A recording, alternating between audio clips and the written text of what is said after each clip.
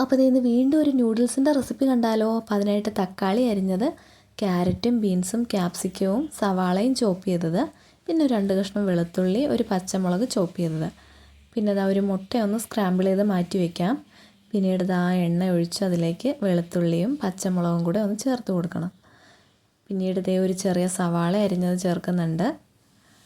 അതിനുശേഷം നമ്മുടെ വെജിറ്റബിൾസ് എല്ലാം തന്നെ ആഡ് ചെയ്ത് കൊടുക്കാം. വെജിറ്റബിൾസും ചേർത്തു. ഇനി ഇതൊന്ന് നന്നായിട്ട് വഴറ്റണം. അപ്പോൾ അതിലേക്ക് ഒരു പിഞ്ച് ഉപ്പും കൂടെ ചേർത്ത് കൊടുക്കാം. അപ്പോൾ ഉപ്പും ചേർത്തിട്ട് വഴറ്റിയെടുക്കുക.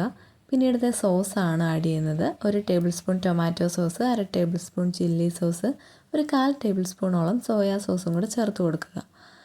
അതിനുശേഷം വെള്ളം ഒഴിച്ച് കൊടുക്കുന്നുണ്ട്. അപ്പോൾ അത് തിളച്ച് വരുമ്പോഴത്തേക്കും നൂഡിൽസൊക്കെ ആഡ് ചെയ്യാം. അപ്പോൾ അതങ്ങനെ വെന്ത് വന്നു. പിന്നെ അതിൻ്റെ കൂടെ കിട്ടുന്ന മസാലയാണ്. അപ്പോൾ അതും ചേർത്ത് കഴിയുമ്പോഴത്തേക്കും സ്ക്രാമ്പിൾ ചെയ്ത എഗ്ഗും കൂടെ ചേർക്കാം. അപ്പം നമ്മുടെ നൂഡിൽസൊക്കെ അങ്ങനെ റെഡി ആയിട്ട് വന്നിട്ടുണ്ട്. അപ്പോൾ ഇനി അത് സെർവ് ചെയ്യാം. അപ്പോൾ സെർവ് ചെയ്യുന്ന ടൈമിൽ ചേർക്കേണ്ട ഒരു മസാലയാണത്. അപ്പോൾ അതും കൂടെ ആഡ് ചെയ്തിട്ടുണ്ട്.